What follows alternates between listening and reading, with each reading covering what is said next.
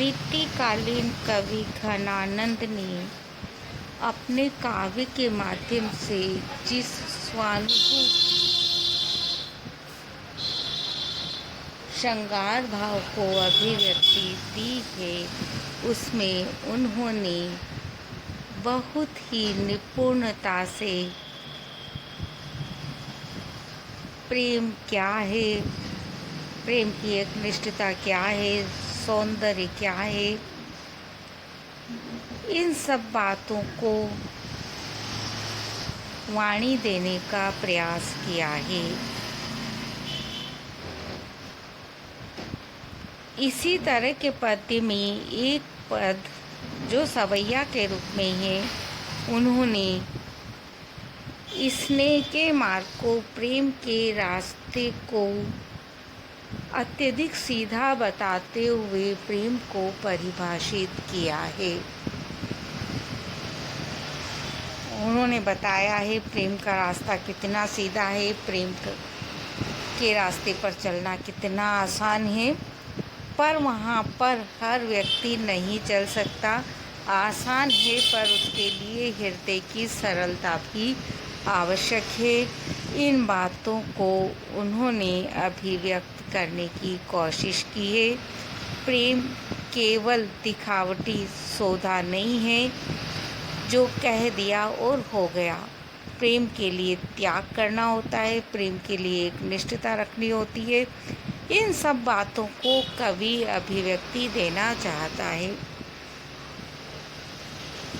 हमारी पाठ्य पुस्तक में उससे संबंधित जो पद है, हम उस पद की व्याख्या को यहाँ पर स्पष्ट करने का प्रयास करें।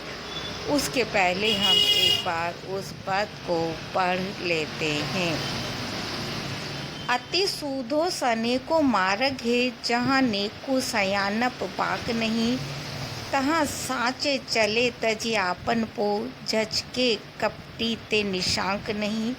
घन आनंद प्यारे सुजान सुनो, यहाँ एक ते दूसरी आँख नहीं। तुम कौन धोपाटी पड़े हो, कहो मन लेहु पे देहु छटाक नहीं।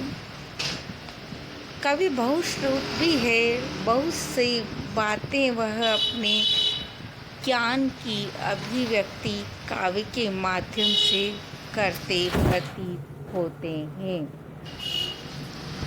कवि अपनी बात को स्पष्ट करते हुए यहाँ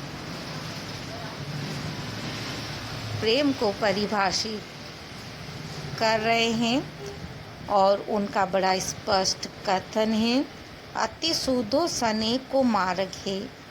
अति सूधो, अति मतलब बहुत, अत्यधिक, सूधो मतलब सीधा, सने मतलब स्नेह का, प्रेम का, मार्ग मतलब रास्ता, को मतलब को, हे मतलब होना। वो कहते हैं जो प्रेम का रास्ता है उसे लोग दुर्गम बताते हैं, पर ऐसा नहीं है। प्रेम का रास्ता, किसी से प्रेम करना, किसी से प्रेम निभाना, ये बहुत सीधा है। जहाँ जिस मार्ग पर नेको अर्थात थोड़ा भी, सयानप अर्थात चतुराई, बाक मतलब टेढ़ापन नहीं मतलब नहीं। यह प्रेम का रास्ता बिल्कुल सीधा रास्ता होता है, अत्यधिक सीधा होता है। इसमें सयानापन, चतुराई और टेढ़ापन बिल्कुल भी नहीं होता है। व्यक्ति बहुत सीधे तरीके से, सरल तरीके से किसी के प्रति प्रेम भाव को रख सकता है, अपना सकता है, इस रास्ते पर चल सकता है। तहाँ साँचे चले तजी आपन पो, वह कहते हैं तहाँ इस रास्ते पर साँचे जो सच्चा व्यक्ति है, चले वह चलता है, तजी मतलब छोड़ के, आपन पो वह अपनेपन को अर्थात अपने स्वाभिमान को छोड़कर इस रास्ते पर चलता है। क्योंकि कबीर ने भी कहा है कि प्रेम गति अति सांकरी, तामे दो न समाए।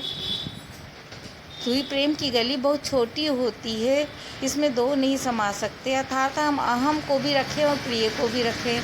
तो जिससे प्रेम किया जाता है उसके सामने अहम को त्याज्य किया जाता है, छोड़ दिया जाता है। इसलिए वो यहाँ कहते हैं तहाँ साँचे चले तजी आपन पो, इस रास्ते पर जो सच्चा प्रेमी है वह अपनेपन को, अपने स्वाभिमान की, अहम की भावना को छोड़कर चलता है। झज के कपटी ते निशांक नहीं, परंतु जो प्रेम के रास्ते में शंका रहित नहीं है, झज के कपटी ऐसा कपटपूर्ण आचरण करने वाला व्यक्ति इस रास्ते पर चलने में झिझकता है, अर्थात झिझकता है।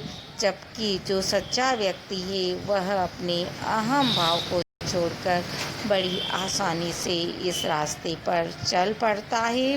घन आनंद प्यारे सुजान सुनो। घन आनंद कवि यहाँ पर कहते हैं अत्यधिक आनंद देने वाले हैं प्रिय सुजान सुनिए। यहाँ एक ते दूसरी आँख नहीं, यहाँ अर्थात मेरे हृदय के अंदर तो एक से दूसरा किसी का चित्र नहीं है, अर्थात एकमात्र आपके ही प्रति प्रेम की भावना मेरे हृदय में विद्यमान है।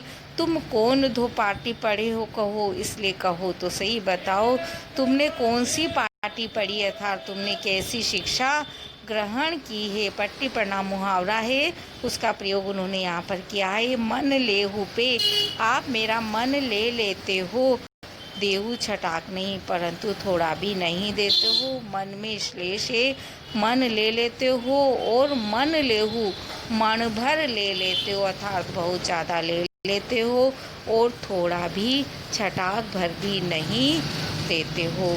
इस तरह यहाँ पर कवि प्रेम के रास्ते को बहुत सीधा, बहुत सरल बताते हैं, और साथ ही यह भी कहते हैं कि कपटपूर्ण आचरण करने वाला, आम का त्याग न करने वाला इस रास्ते पर नहीं चल सकता। उन्होंने अपना उपालंब भी यहाँ पर दिया है अंतिम पंक्ति में। वो कहते हैं कि आपने मेरा पूरा मन ले लिया है परंतु अपना मन थोड़ा भी नहीं दिया है। साथ ही वह अपनी एक निष्ठता को भी इस पद में अभिव्यक्ति दे रहे हैं। ब्रज भाषा में अभिव्यक्त उनकी ये भावना प्रेम को परिभाषित करती है। आप इस वीडियो को अपने सहपाठी मित्रों को शेयर करें और लाइक भी